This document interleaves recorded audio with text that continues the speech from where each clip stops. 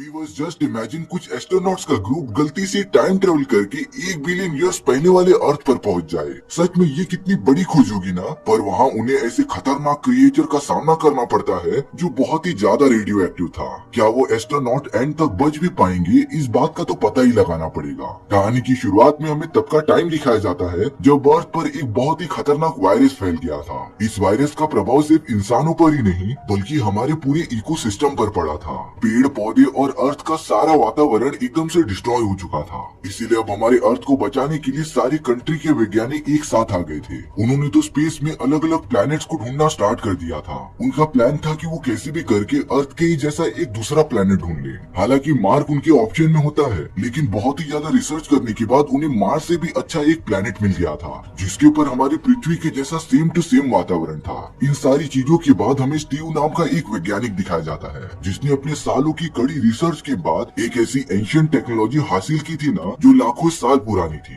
Steve की team ने इस मशीन पर थोड़ी सी मॉडिफिकेशन करके उसकी पूरी फंक्शनिंग को एकदम से समझ लिया था। दरअसल ये व्हाइट बॉल एक टेलीपोर्टेशन डिवाइस होता है जिससे कि सच में कोई भी कहीं पर भी आ जा सकता था। और अब सभी वैज्ञानिक मिलकर एक प्लान बनाते हैं कि अगर हमारे एस्ट्रोनॉट इस व्हाइट बॉल को लेकर दूसरे प्लैनेट पर पहुंच गए तब हम इस डिवाइस को एक्टिवेट करके सभी इंसानों को दूसरे प्लैनेट पर ट्रांसफर कर सकते थे। और अब वैज्ञानिकों के इस प्लान को सक्सेसफुल बनाने के लिए स्टीव अपने एस्ट्रोनॉट्स की एक टीम के साथ स्पेस में निकल जाता है। हालांकि स्टीव की वाइफ एमी ये बिल्कुल नहीं चाहती थी कि वो इस मिशन पर जाए, लेकिन स्टीव इस मिशन के लिए निकल पड़ता है। स्टीव की टीम ने अपने स्पेसशिप के अंदर उस प्लैनेट का कोऑर्डिनेट्स डाल दिया था और वो एक पोर्टल ओपन करके लाइट की स्पीड से तेजी से चले जाते हैं। कुछ देर बाद जब उन्होंने अपनी आंखें खोली तब वो सब एक अलग ही जगह पर पहुंच गए थे। ये वो जगह नहीं थी जहाँ पर उन्हें पहुंचना चाहिए था। और अब उनके सामने एक अनजाना प्लैनेट होता है जिसके बारे में उन लोगों को कुछ भी आइडिया नहीं था। अब स्टीव अपने स्पेसशिप के पायलट जिसका नाम पीटर था उसके ऊपर बहुत ही ज्यादा भड़कता रहता है। स्टीव के हिसाब से पीटर ने ही कोऑर्डिनेट्स में कुछ गलती की होगी, इसीलिए वो सब यहाँ पर पहुँच गए थे। लेकिन पीटर बार बार दोहराते जा रहा था कि उसकी कोई गलती ही नहीं है। पीटर को जो कोऑर्डिनेट्स दिए गए थे उसने उन्हीं को ही फॉलो किया है।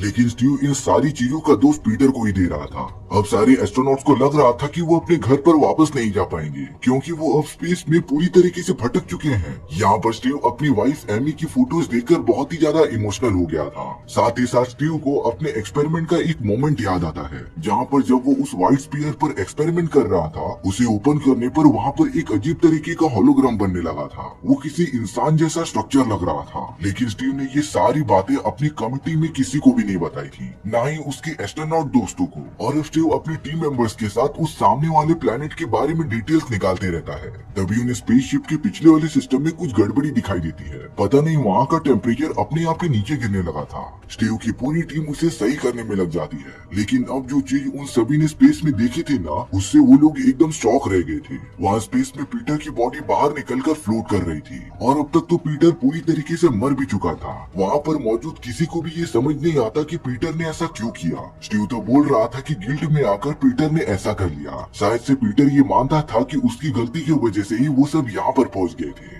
लेकिन उन्हीं की टीम मेंबर जिसका नाम लियाना था, वो कह रही थी कि वो पीटर को बहुत सालों से जानती है। वो कितना भी डिप्रेस हो जाए लेकिन वो सुसाइड तो नहीं करेगा। पर स्टीव पीटर की इस मौत को सुसाइड का ही नाम देता है। और अब स्टीव अपनी पूरी टीम मेंबर्स को अपने इस मिशन पर फोकस करने के लिए कह रहा था। सामने वाले प्लैनेट के बारे में सारी डिटेल्स निकालने के बाद उनका एक टीम मेंबर जिसका नाम डेविड था, वो बताता है कि उस प्लैनेट के ऊपर बहुत ही बड़े बड़े माउंटेन्स हैं। हालांकि प्लैनेट के वातावरण में ऑक्सीजन नहीं है पर वहाँ का टेम्परेचर एकदम रहने लायक है। इसीलिए अब स्टीव ये डिसाइड करता है कि वो इसी प्लैनेट पर अपने व्हाइट स्फीयर को इंस्टॉल करेगा। हालांकि स्टीव के टीम मेंबर्स उसे ये करने से मना करते रहते हैं। उनका मानना था कि उन्हें इस प्लैनेट के बारे में और भी इंफॉर्मेशन निकाल के रख लेनी चाहिए। पर अब स्टीव तो उन सभी का कैप्टन होता है, यानी कि उन सभी को स्टीव की बात माननी ही पड़ेगी। और अब स्टीव अपनी टीम मेंबर्स के साथ एक छोटे से स्पेसशिप में बैठकर उस प्लैनेट की तरफ बढ़ने लगता है। प्लैनेट की तरफ बढ़ते बढ़ते वहाँ का वातावरण की वजह से उनके स्पेसशिप का सिस्टम थोड़ा सा खराब होने लगा था, लेकिन वो कैसे भी करके क्रैश लैंडिंग करने में कामयाब हो जाते हैं। उनके मेन स्पेसशिप में रिचर्ड नाम का एक एस्ट्रोनॉट मौजूद था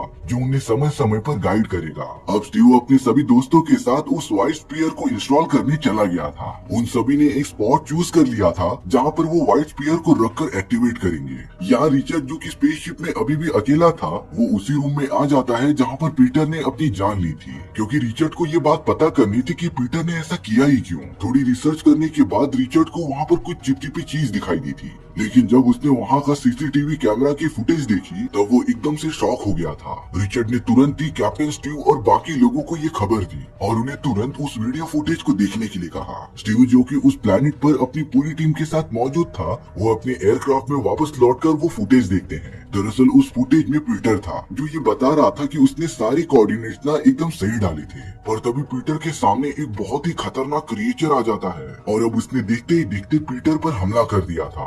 पीटर उस खतरनाक क्रिएचर से बचने की बहुत ज्यादा कोशिश करता है, पर वो इसमें नाकामयाब हो गया था और अब उसी क्रिएचर ने पीटर को स्पेसशिप से बाहर ढकेल दिया होता है। स्टीव और उसके सारे लोग ये सब देखकर एकदम शॉक रह गए थे। उन्हें जरा भी अंदाजा नहीं था कि एक बहुत ही खतरनाक क्रिएचर उनकी स्पेसशिप में मौजूद है, लेकिन अब वो डेडली क्रिएचर तो रिचर्ड की स्पेसशिप में मौजूद ही नहीं था। यानी कि इसका सिर्फ एक ही मतलब हो सकता है कि वो क्रिएचर स्टीव की स्पेसशिप के साथ इसी प्लेनेट पर आ गया हो। यहाँ स्टीव की स्पेसशिप के अलग अलग जगहों का टेम्परेचर काफी बढ़ने और घटने लगा था और उनका सिस्टम भी लिटरली खराब होने लगता है। यानी कि वो खतरनाक क्रिएचर हो न हो उनकी स्पेसशिप में मौजूद है। रायन नाम का एक एस्ट्रोनॉट स्टीव से सारी बातें सच सच बताने के लिए कह रहा था और तब जाकर सभी को ये बातें पता चल जाती है कि जब स्टीव व्हाइट स्फीयर पर एक्सपेरिमेंट कर रहा था तब उसे उसमें कुछ एलियंस का होलोग्राम दिखा था, लेकिन ये सारी बातें उसने अपने टीम मेंबर्स को बताई नहीं थी। इसीलिए सभी लोग स्टीव से बहुत ही ज्यादा गुस्सा होते हैं। ये सारी डिस्कशन होने के बाद स्टीव डेविड से कुछ बातें करने लगा था। स्टीव कहता है कि उन्हें कैसे भी करके स्पीयर को एक्टिवेट करना ही पड़ेगा। डेविड भी स्टीव की बातों में आकर इस बात के लिए हाँ कह देता है, पर तभी स्टीव ने अपने रडार पर देखा कि वो खतरनाक क्रिएचर उनकी तरफ लगातार बढ़ रहा है और अब डेविड और स्टीव बहुत ही ज्यादा डर गए थे। डेविड को इस बात का अंदाजा हो गया था कि वो क्रिएचर कहीं न कहीं इस व्हाइट स्पीयर को लेना चाहता है, इसीलिए अब डेविड उस व्हाइट स्पीयर को डिस्ट्रॉय करना चाहता था। लेकिन स्टीव डेविड को ऐसा करने से मना करता है। स्टीव ने तो डायरेक्टली डेविड को धमकी दे दी थी कि अगर उसने आगे से कभी भी व्हाइट स्पीयर को डिस्ट्रॉय करने की कोशिश की ना तब वो उसे जान से मार देगा। दरअसल स्टीव इतना ज्यादा हाइपर इसीलिए हो गया था क्योंकि उसने इस एक्सपेरिमेंट के ऊपर अपने बहुत साल लगाए थे और स्टीव कभी नहीं चाहेगा कि उसका ये एक्सपेरिमेंट इस तरीके से खराब हो। स्टीव और डेविड कैसे भी करके उस एलियन से बचते हुए एक सेफ प्लेस पर आ गए थे, लेकिन अब लियोना जो कि सोई हुई होती है वो अलार्म की आवाज सुनकर उड़ गई थी। लियोना इन सारी चीजों को देखने के लिए बाहर निकल जाती है, लेकिन अब वो खतरनाक क्रिएचर वहाँ पर पहले ही पहुँच गया था। तभी लियोना का एक एस्ट्रोनॉट दोस्त उसे पकड़कर एक कमरे में लेकर चला जाता है। वो दोनों तो बड़ी बारीकी से अपना कदम बढ़ा रहे थे, लेकिन उस क्रिएचर ने तो अब उन दोनों को ढूंढ लिया था। तभी लियोना का वो दोस्त उसे कमरे से बाहर ढकेल देता है, लेकिन अब उस डेडली क्रिएचर ने लियोना के दोस्त पर अटैक करके उसे खत्म कर दिया था। लियोना भी कैसे भी करके बचते हुए अपने बाकी टीम मेंबर्स के पास चली जाती है और इस टाइम पर यही अच्छा होगा कि वो सब एकजुट रहें। लेकिन स्टीव के दिमाग में तो कुछ और ही बातें चल रही होती हैं। वो बता रहा था कि शायद से ये क्रिएचर रेडियो एक्टिव है जो कि रेडिएशन निकलने वाली चीजों की तरफ अट्रैक्ट होता है और हो न हो इस स्पीयर को कैसे भी करके व्हाइट स्पीयर चाहिए। इसीलिए अब स्टीव अपने बाकी टीम मेंबर्स के साथ मिलकर एक प्लान बनाता है और अब उन्हें कैसे भी करके उस क्रिएचर को स्पेसक्राफ्ट से बाहर निकालना ही पड़ेगा। इसीलिए स्टीव सभी को कमांड देता है कि वो अलग अलग कमरों में चले जाएं, जिससे कि वो क्रिएचर उनकी तरफ अट्रैक्ट होगा और वो पूरा ट्राई करे कि वो क्रिएचर को बाहर भेज दे। लेकिन उन सभी को जरा भी अंदाजा नहीं था कि आगे चलकर उनके साथ कौन कौन सी डरावनी घटनाएं घटने वाली हैं। अब वो क्रिएचर लगातार स्टीव का पीछा करते जा रहा था। स्टीव तो उस क्रिएचर को बाहर निकालने के लिए खुद स्पेसशिप के बाहर चला गया था, लेकिन लियोना भी उसके साथ बाहर आ जाती है। लेकिन अब स्टीव के बाकी टीम मेंबर स्पेसक्राफ्ट को एक्टिवेट करने की कोशिश कर रहे थे, जिससे कि स्पेसशिप का इंजन चालू हो जाता है और स्पेसशिप से निकलने वाली सारी एनर्जी लियोना के ऊपर पड़ गई थी, जिससे कि लियोना पूरी जलने की वजह से मर गई थी। बाकी सब स्टीव को कैसे भी करके स्पेसक्राफ्ट के अंदर ले लेते हैं, लेकिन उस क्रिएचर का छोटा सा टेंटिकल डेविड के हाथों पर लग गया था, पर वो सब कैसे भी करके क्रिएचर को स्पेसक्राफ्ट से बाहर निकालने में कामयाब हो जाते हैं। डेविड के हाथ पर तो एक बहुत ही बड़ा जख्म हो गया था, इसीलिए स्टीव और बाकी सभी ने डेविड को आराम करने के लिए रख दिया था। वहीं स्टीव उस क्रिएचर के कटे हुए टेंटिकल के ऊपर कुछ रिसर्च करता रहता है। स्टीव को लग रहा था कि उस क्रिएचर के ब्लड में जरूर एंटीबायोटिक्स रह सकते हैं और वो उसका यूज करके डेविड को ठीक करने का एंटीडोट बना सकता है। अब स्टीव को उस क्रिएचर के टेंटिकल पर रिसर्च करते हुए किसी बात पर शक हो गया था, जिसे कंफर्म करने के लिए वो रिचर्ड से कनेक्ट करता है। स्टीव रिचर्ड से कह रहा था कि उसे ये बात जाननी है कि 4 बिलियन साल पहले हमारा पूरा सोलर सिस्टम कैसा दिखता था।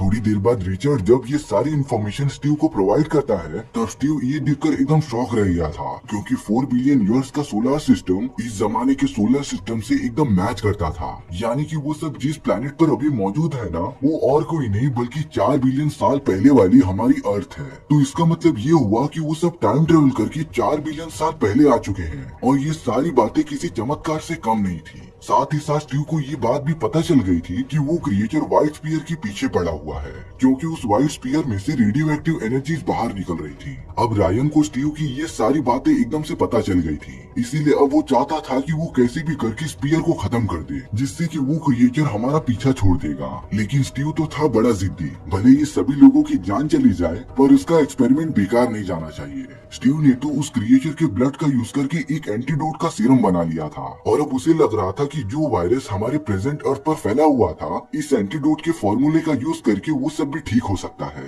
इसीलिए स्टीव ने अपने वाइफ एमी के लिए एक मैसेज लिखा था, जिससे कि वो अपने एक लॉकेट पर प्रिंट कर देता है। और अब स्टीव का प्लान था कि वो अपनी लॉकेट को टाइम ट्रेवल करा के एमी के टाइम लाइन में वापस भेज दे। लेकिन यहाँ रायन किसी की बात ही नहीं मान रहा था, वो कैसे भी करके उस व्हाइट स्पीयर को डिस्ट्रॉय करना चाहता है। पर अब उस जगह पर डेविड आ जाता है, जिसकी पूरी बॉडी इन्फेक्शन की वजह से पूरी सड़ने लगी थी और अब उसने देखते ही देखते रायन को शूट करके मार दिया था। वो तो स्टीव पर भी पता नहीं क्यों हमला करने लग जाता है। दरअसल डेविड ये कभी नहीं चाहता था कि स्टीव उस व्हाइट स्पीयर को ओपन करे और अब डेविड एकदम आउट ऑफ कंट्रोल होकर स्टीव पर लगातार हमला करते ही रहता है। स्टीव ने बचने के लिए स्पेस क्राफ्ट के सारे डोर्स ओपन कर दिए थे, जिससे कि अगले ही मोमेंट में वो क्रिएचर तुरंत ही अंदर आ गया था। स्टीव लगातार उस क्रिएचर से बचता रहता है, पर जैसे ही डेविड स्टीव को अपनी गन से मारने जाता, उस डेडली क्रिएचर ने डेविड को पकड़ लिया था, जो अपना रेडियो एक्टिविटी वाला सारा जहर डेविड की बॉडी में डालकर उसे पूरा खत्म कर देता है। लेकिन यहाँ स्टीव को मौका मिल गया था, उसने पूरे स्पेसशिप में फ्लेमेबल गैसेस भर दिए थे और अब जहरीली गैसेस की वजह से वो क्रिएचर स्पेस क्राफ्ट के अंदर ही फंस जाता है। स्टीव तो तुरंत स्पेस क्राफ्ट से बाहर निकलकर व्हाइट स्पीयर के पास आ गया था और अब वो व्हाइट स्पीयर को एक्टिवेट करके वहाँ पर एक पोर्टल ओपन कर देता है। स्टीव कुछ कोऑर्डिनेट्स की मदद से अपनी वाइफ एमी से बातें कर रहा था और अब एक टाइम ऐसा होता है जब एमी और स्टीव एक दूसरे के एकदम आमने सामने थे, क्योंकि टाइम ट्रेवल का वो पार्ट अभी तक खत्म नहीं हुआ होता। लेकिन स्टीव ने कैसे भी करके एमी को अपना वो लॉकेट दे दिया होता है, जिससे कि एमी उस फॉर्मूले का यूज करके वायरस का एंटीडोट बना ले। और अब हमें कुछ सालों बाद का सीन दिखाया जाता है, जहाँ पर अर्थ की कंडीशन वापस से नॉर्मल हो गई थी। चारों तरफ एकदम से हरियाली दिखाई देती है, यानी कि एमी ने उस फॉर्मूले का यूज करके एंटीडोट बना ही लिया और इसी तरीके से हमारी ये कहानी यहीं पर खत्म हो गई थी। सो व्यूअर्स, आपको ये स्टोरी कैसी लगी कमेंट सेक्शन में बताना भूलना मत। और अगर आपको मेरा एक्सप्लेनेशन 1% भी अच्छा